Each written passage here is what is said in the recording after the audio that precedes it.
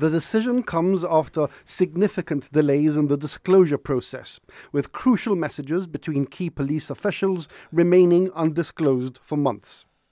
One of these was a WhatsApp message between Mr Richardson and Mr McGrail on May the 12th, 2020, where Mr Richardson notified him of the execution of a search warrant at the Hassan's law firm. Both men testified that the message was sent, yet it had not been recovered from any device or official records.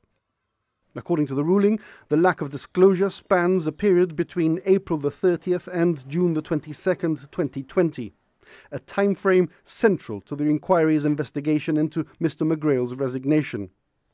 The inquiry has also noted that work phones used by Mr McGrail and Mr Richardson before their retirement were wiped by the Royal Gibraltar Police as part of the mobile device policy, leaving no accessible records of their conversations. Additionally, WhatsApp extraction reports reveal that several messages between Mr McGrail, Mr Ullger and Mr Richardson were either deleted or not disclosed. The Gibraltar government, represented by Sir Peter Caruana KC, pushed for the hearings to be reconvened, arguing that the late disclosures by the RGP and Mr McGrail have undermined the fairness of the process.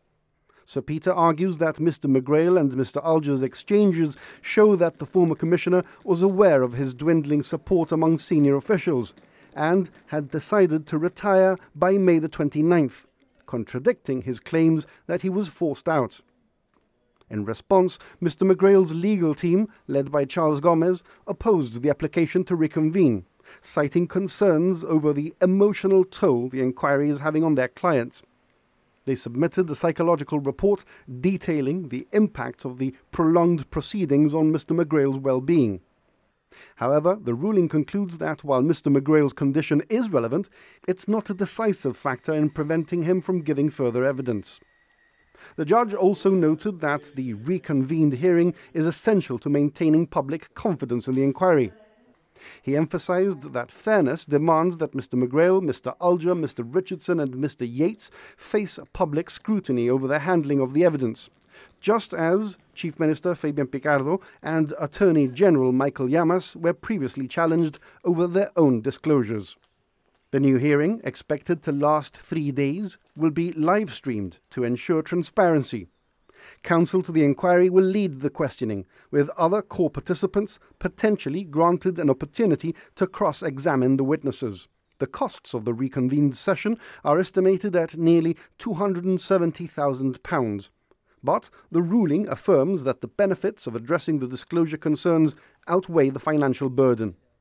The judge stresses that the decision to reconvene should not be interpreted as a finding of misconduct or impropriety, and adds the matters raised will need to be tested at the hearing. The latest development will prolong the inquiry process and is expected to delay the final report, which Sir Peter Openshaw said was already at an advanced stage.